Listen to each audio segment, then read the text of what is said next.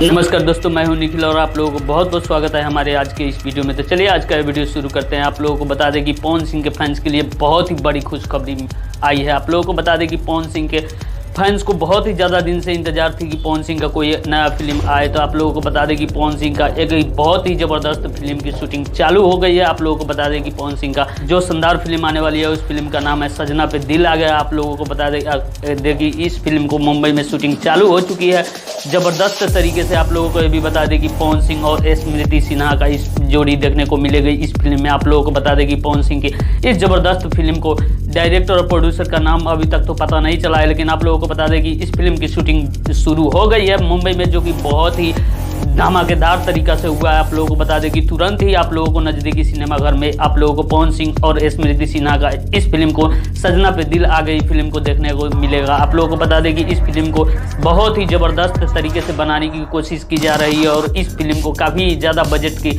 लगाने में बनाया जा रहा है, क्योंकि पवन सिंह के कुछ दिन पहले ही आई फिल्म मैंने उनको सजन चुन लिया बहुत ही सक्सेसफुल रही और सबों को अपने तरफ खींचने में सक्षम रही। इसलिए पवन सिंह की ये जो आने वाली फिल्म है सजना पे दिल आ गई, उस फिल्म को भी बहुत ही अच्छे तरीके से पारिवारिक एक फिल्म बनाया जा रहा है जो कि बहुत ही धमाकेदार होने वाली है। इस फिल्म को आप लोग कितना बेसब्री से इंतजार कर रहे हैं कमेंट बॉक्स में जरूर लिखिएगा।